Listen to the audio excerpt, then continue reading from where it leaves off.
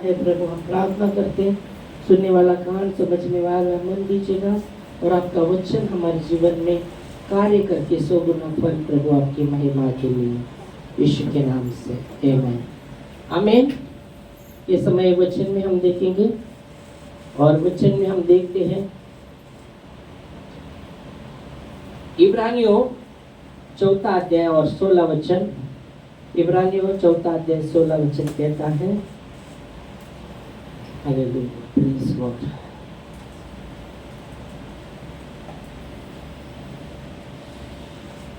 पढ़ सकते हैं इब्रानियों 4 अध्याय और 16 वचन।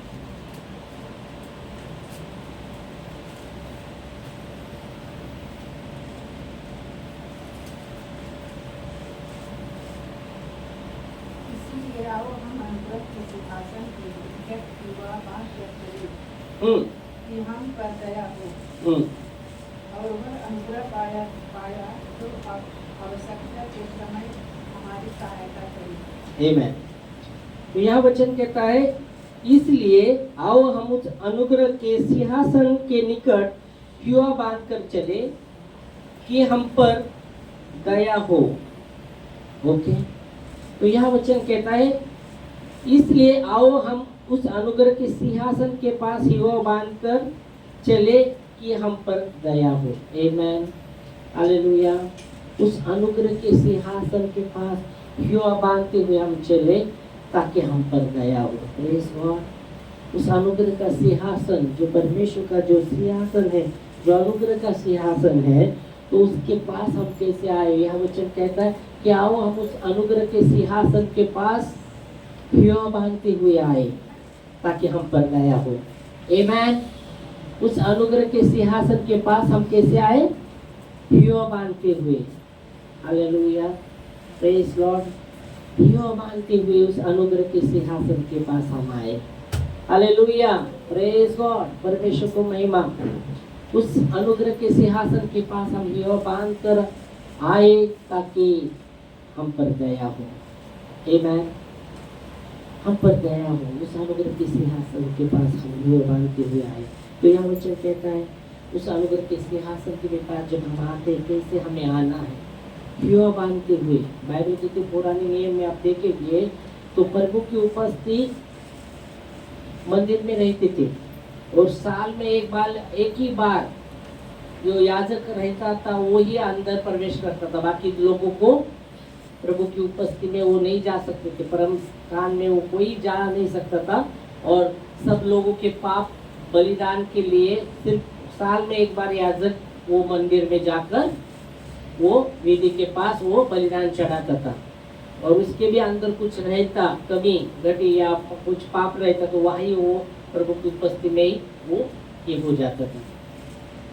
एक तो कुछ ना कुछ उसको हो जाता था, नहीं तो मर जाता था।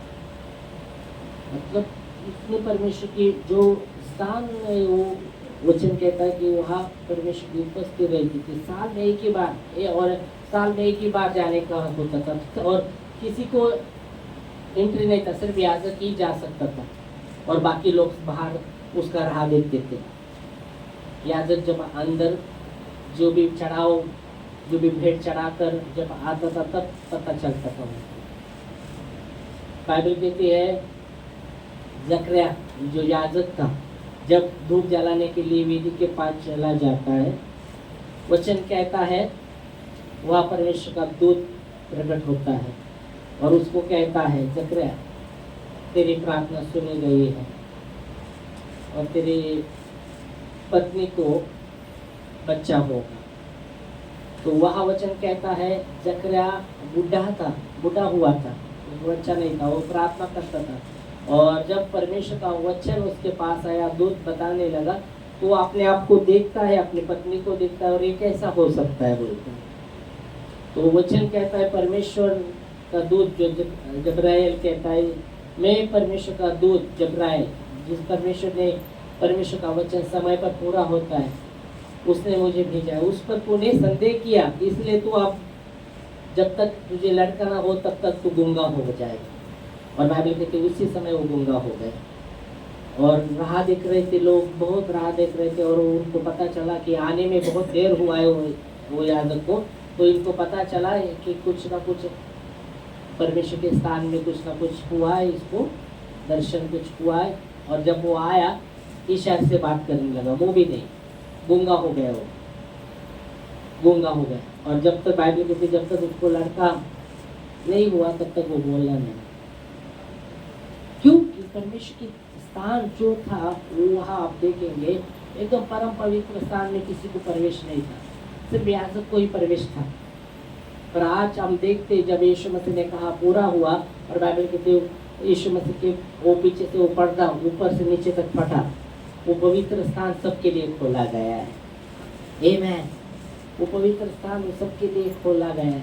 तो परमेश्वर का पवित्र स्थान सबके लिए खोला है, उसका दया का स्थान सबके लिए खोला है। तो यहाँ वचन कहता है आओ हम उस अनुग्रह के सिंहासन के पास हिया बांधते हुए गंभीरता से, कैजुअल व्यक्ति से नहीं, गंभीरता से परमेश्वर का भय मानते हुए ओ उस अनुग्रह के सिंहासन के पास हिया बांधते हुए चले ताकि हम पर दया हो। आमीन। बाइबल कहती है दो भाई थे और वो भी धूप जलाने के, तो उनका काम नहीं था धूप जलाना, और वो जाकर वो खुद जलाने लगते तो परमेश्वर का आग उधर से आता है और दोनों भस्म हो जाते हैं। वचन कहता है तो परमेश्वर का जो स्थान है उस अनुग्रह का स्थान सबके लिए खोला गया है। और यहाँ लिखने वाला कहता है कि आओ हम उस अनुग्रह के सिंहासन के पास निकट हिया बांधते हुए पूरे गंभीरता से नम्रता से गंभीरता से उस अनुग्रह के सिंहासन के पास आए ताकि हम पर दया हो। आमीन। हालेलुया। परमेश्वर का वचन कहता है वो दया करने वाला परमेश्वर है। परमेश्वर वो वचन कहता है, परमेश्वर का वचन हम देखते हैं वो अपने लोगों को कहता है, अपने चेले को, मैं यज्ञ नहीं चाहता, मैं दया चाहता है, जाके इसका अर्थ सीखो। मला यज्ञ नको, मला दया हवी, ह्याचा अर्थ जाऊन शिका। हालेलुया। Praise Lord. येशूने आपल्या शिष्याला म्हटलं मला यज्ञ नको, मला दया हवी। मतलब परमेश्वर दया का सागर है, क्षमा का खान है। और उसके अनुग्रह के सिंहासन के पास हम कैसे आते हैं? हम उसके अनुग्रह के सिंहासन के पास एकदम साधारण रीति से आते, ओ कैजुअल रीति से आते क्या? और यह वचन कहता है नहीं, हम उसे अनुग्रह के सिंहासन के पास कैसे आना है? हिया बांधते हुए गंभीरता से। वो राजाओं का राजा, प्रभु का प्रभु है, वो अति पवित्र है। आमीन। तो उसके अनुग्रह के सिंहासन के पास हमें कैसे निकट आना है? पूरे गंभीरता से, नम्रता से, ताकि हम पर दया हो। आमीन। हम पर दया हो। Praise God. वो अंधा भिखारी, बाइबल कहती जब यीशु मसीह आगे जा रहे थे और बहुत बड़ा भीड़ उसके पीछे था, और ये अंधा भिखारी जब सुनता है कि यीशु मसीह जा रहे, वो कहते दावीद की संतान मुझ पर दया कर, दावीद की संतान मुझ पर दया कर। बहुत लोगों ने डांटा, चुप, तू क्यों चिल्ला रहा है? हम चिल्ला रहे, तू क्यों चिल्ला रहा है? तू चुप। और बाइबल कहती है और भी दया की याचना करने लगा, दावीद की संतान यीशु मुझ पर दया कर, दावीद की संतान यीशु मुझ पर दया कर। और बाइबल कहती जब वो चुप ना रहा, वो पुकारता रहा। लोगों ने उसको चुप रहने को कहा, पर वो फिर भी चुप नहीं रहा, फिर भी पुकारने लगा। और ये वचन कहता है यीशु मसीह उसके शब्दों को सुनकर चलते रुक जाते हैं। हालेलुया। थम जाते हैं, और जहाँ भी यीशु मसीह थमे वहाँ चमत्कार हुआ। हालेलुया। और जब थम जाते हैं, रुक जाते हैं, और कहते हुए अंधे को बुलाओ। वो लोग कहते जो चुप करने को कह रहे थे, वो कहते ढाढ़स बांध, वो तुझे बुला रहा है। हालेलुया। और जब यीशु मसीह के पास जब वो आया, यीशु मसीह कहता है मैं तेरे लिए तू क्या चाहता है कि मैं तेरे लिए करूँ? तू क्या चाहता है? प्रभु उसको पूछता है तू क्या चाहता है? क्या प्रभु को पता नहीं था वो अंधा है? प्रभु को पता नहीं क्या वो भूखा है? कितना दिन से भूखा था पता नहीं, उसकी परिस्थिति पता नहीं क्या? फिर भी प्रभु पूछते हैं तू क्या चाहता है कि मैं तेरे लिए करूँ? वो कहता है प्रभु मैं देख नहीं पाऊँ, क्योंकि उसने जाना था यीशु मसीह के बारे में, चर्चा सुना था। और वो कहता है प्रभु मैं देखना चाहता हूँ, मैं देखना चाहता हूँ तुझे। हालेलुया। बाइबल की धन्य है वे लोग जो मन के शुद्ध है, वो परमेश्वर को देखेंगे। हालेलुया। मत्ती 5:8 में लिखा गया है, धन्य है वे जो मन के साफ है, वो परमेश्वर को देखेंगे। मन में साफ रहना बहुत जरूरी है। उसमें टेढ़ापन कह देते हम पढ़ेंगे बच्चा। मत्ती 5:8, धन्य है वे लोग जो मन के शुद्ध है, वो परमेश्वर को देखेंगे। धन्य है वे लोग जो मन के शुद्ध है, वो परमेश्वर को देखेंगे। मैं देखता हूँ ये अंधा भिखारी था, अंधा था, उसकी दशा बहुत ही विपरीत थी, पर उसका हृदय साफ था। हृदय साफ, हृदय से वो पुकार रहा था प्रभु को। अभी बहुत से लोग पुकार रहे थे, मुझे नहीं मालूम कैसे हृदय से पुकार रहे थे, पर जो वो साफ हृदय से पुकार रहा था, बहुत लोगों ने डांटा जब पुकारा था। अगर वो लोगों का हृदय साफ रहता तो वो बोलते थे अरे हाँ पुकारने दो, पर वो बोलते चुप रहे, क्योंकि उनका हृदय में मुझे लगता है वो वचन के अनुसार उनका हृदय साफ नहीं था। पर ये वो चुप नहीं रहा, वो पुकारने लगा। मत्ती 5:8 क्या कहता है? धन्य है वे जो उनके मन शुद्ध है, वो परमेश्वर को देखेंगे। हृदय साफ हृदय होना बहुत जरूरी है। साफ हृदय रहना बहुत जरूरी है। उसमें टेढ़ापन नहीं रहना चाहिए, उसमें टेढ़ापन नहीं होना चाहिए। निष्कपट हृदय होना चाहिए, परमेश्वर को भागना।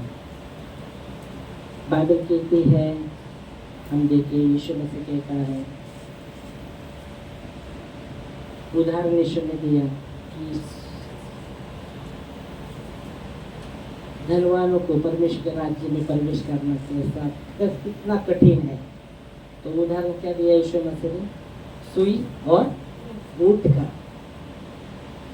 सुई और ऊंट का उदाहरण यीशु ने दिया। सुई आणि ऊंटाचं उदाहरण दिलं की सुईच्या नाकातून उंटाला जाणं सोपं होईल।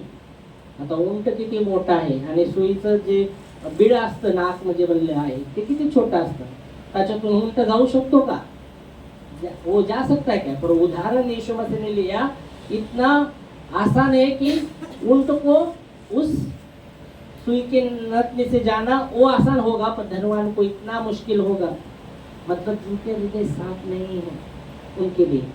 उदाहरण के लिए आप देखेंगे, अगर एक धागा को अंदर आप देखेंगे, एक गांठ रहेगा, तो वो सुई के अंदर जा सकता है क्या?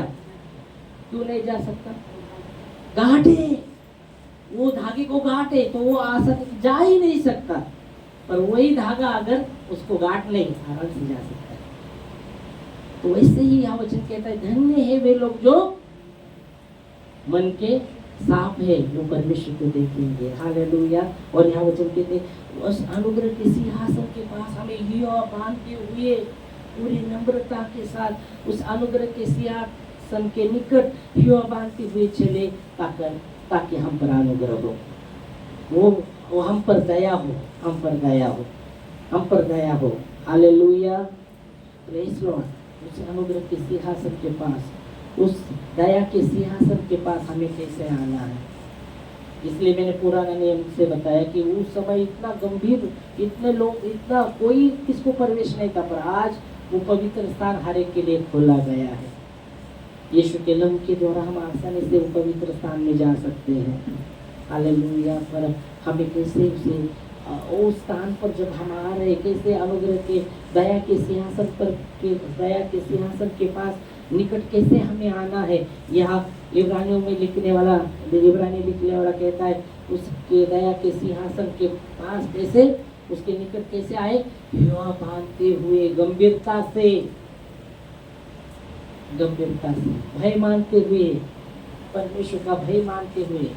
बाइबल कहती जब उस स्त्री ने यीशु मसीह को छुआ, क्योंकि वो 12 साल से लहू बहने वाला जो बीमारी था, और वो मन में सोच रही थी मैं उसके वस्त्र को छू लूंगी, चंगाई पाओगी। और बाइबल कहती उस वो यीशु मसीह आगे गए थे और बड़ा भीड़ उसके पीछे थे। उस भीड़ में वो रांगते रांगते उसके वो भीड़ में घुस गए और उसके वस्त्र को छू लिया। यीशु ने कहा मुझे किसने छुआ है, मुझे किसने छुआ है। सब चेले बोलते इतना भीड़ आप पर गिरी जा रहे और आप कहते किसने छुआ है।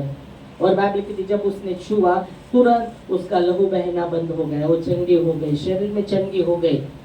और यीशु मसीह उसको जैसा वो देख रहा है मुड़कर वो कांपते कांपते यीशु मसीह के पास आए। चंगाई पाई थी वो स्त्री, वो कांपते कांपते हुए उसके पास आ गई।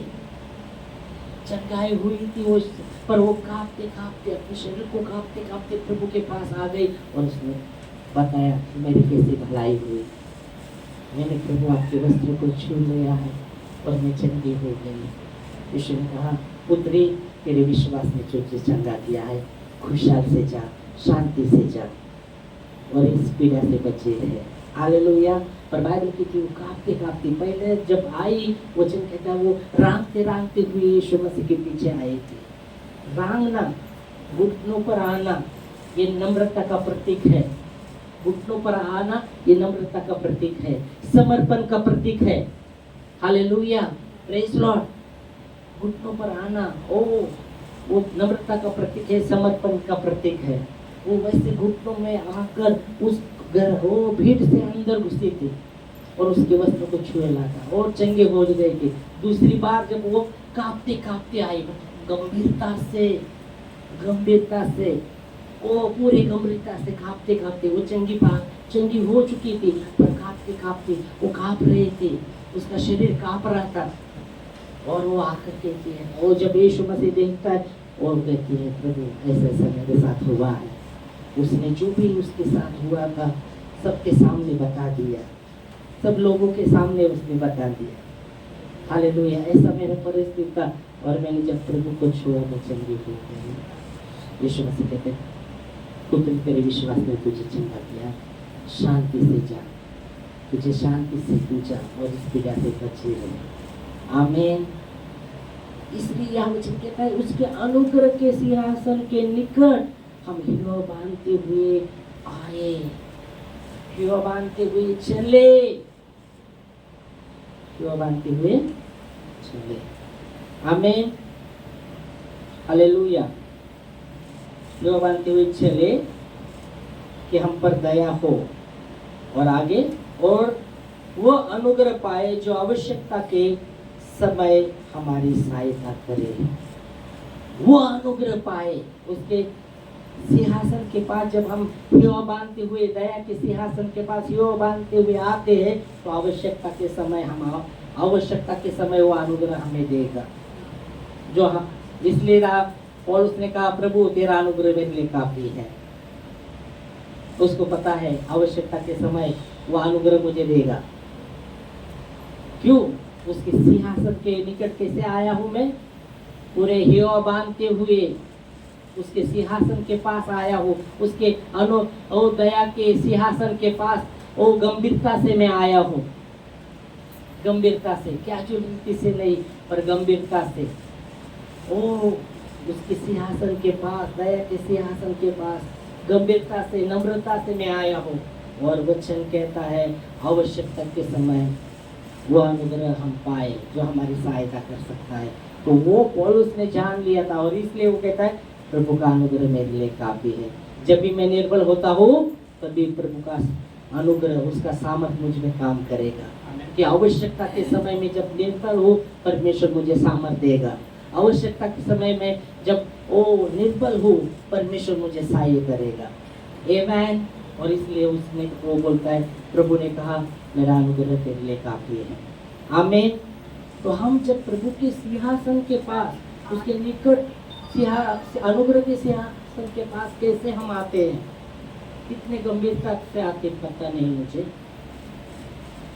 हमें गंभीरता से उसके अनुग्रह के सिंहासन के पास आना है। हालेलुया।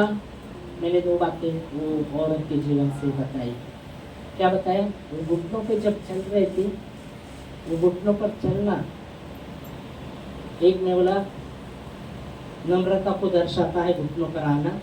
दूसरी बात मैंने बोला समर्पण को दर्शाता है। समर्पण, आपका समर्पण कैसा है प्रभु के प्रति, आपको जानना है, मुझे जानना है। हर एक का समर्पण परमेश्वर के लिए आप कितने समर्पित हो, हम प्रभु के लिए कितने समर्पित हैं। बाइबल कहते हैं बुद्धिमान कुमारी और मूर्ख कुमारी। परमेश्वर का राज्य वैसा ही होने वाला है अंत के समय। परमेश्वर का राज्य वैसा ही है, बाइबल में लिखा गया है। जो समर्पित थे वो प्रभु के साथ चले गए, पर जो ठीक है विश्वास करने पर समर्पित नहीं थे वो लोग देखेंगे जब आएगा प्रभु तब देखेंगे। ऐसा उनका मनसा था, मतलब समर्पित नहीं थे। वो भी विश्वासी थे, ऐसा नहीं कहा गया कि वो विश्वासी नहीं थे, वो भी विश्वासी थे, पर उनको बाइबल कहती है उनको मूर्ख कुमारी बताया गया है बाइबल में। मैंने मेरे बाइबल में लिखा है, तुम्हारे बाइबल में लिखा है कि नहीं पता नहीं, मेरे बाइबल में लिखा है। हाँ लिखा है ना, ओके कैसे लिखा है। तो वचन कहता है वो समर्पित समर्पित समर्पित समर्पित। परमेश्वर के प्रति हम कितने समर्पित हैं परमेश्वर देखता है। हालेलुया। और इसलिए समर्पित होकर प्रभु के उस दया के सिंहासन के पास हिया बांधते हुए पूरे नम्रता के साथ चले, ताकि आवश्यकता के समय वो अनुग्रह पाए जो हमारी सहायता कर सकता है। आमीन। और जब वो अनुग्रह हम पाते हैं आवश्यकता के समय वो हमें सहाय करेगा ही करेगा। उस अनुग्रह के दया के सिंहासन के पास हम हिया बांधते हुए आते थे। Hallelujah. Praise Lord, praise Lord. समझ में आ रहा है आपको? समझ में आया? क्या समझ में आया? अभी वचन एक ही लिया हमने, पर उसमें से हमने बहुत से वचनों को लिया, उनके पैराग्राफ मतलब कहानियाँ को देखा हमने। वो अंधा भिखारी का कहानी देखा, वो 12 साल से जो स्त्री है लहू बहने का उसका कहानी देखा हमने जकरे का कहानी देखा। वो गूंगा हो गया था, जब तक उसको बच्चा नहीं हुआ तब तक गूंगा हो गया वो। क्यों? क्योंकि उसने परमेश्वर के वचन पर संदेह किया, इसलिए जब तक उसको बच्चा नहीं हुआ वो गूंगा हुआ। तो ये जो कहानी से क्या समझ में आ रहा है, क्या समझ में आया? समझ नहीं आ पाता कि जो अपने मन का शुद्ध करेगा वही परमेश्वर को देखेगा। आमीन।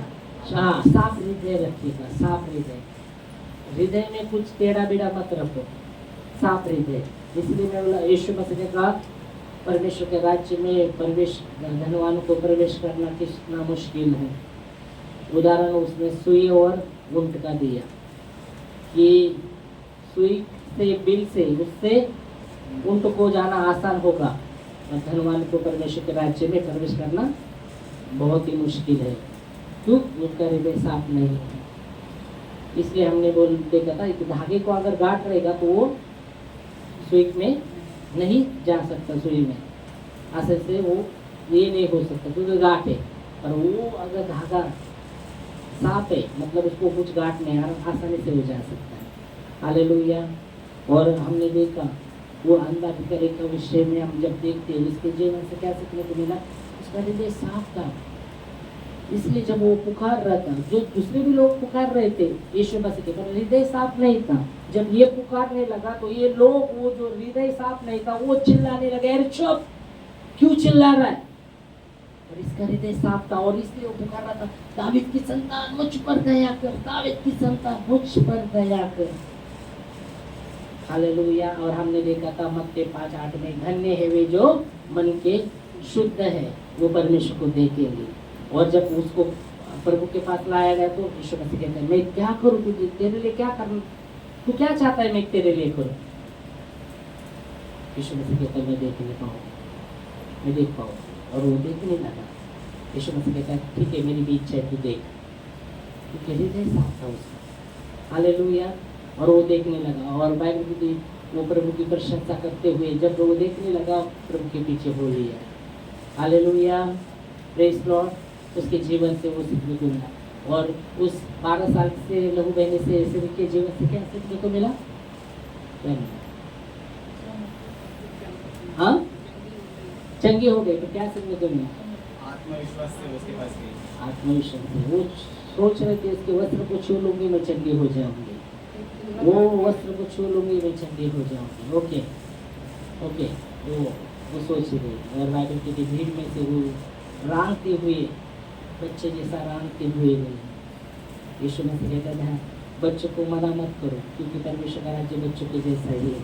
वो बच्चे के समान होकर रांगते रांगते, बच्चा छोटा रहता है ना, वो चलता नहीं, वो रांगता रहता है। जैसा पहले छोटा होता है, फिर जैसा बढ़ने लगता है वो रांगने लगता है, वैसे रांगते रांगते वो यीशु मसीह उस भीड़ में घुस गए रांगते रांगते। तो मैंने बताया था रांगना नम्रता का प्रतीक है, घुटनों पर आना नम्रता का प्रतीक है, और दूसरा समर्पण का प्रतीक है।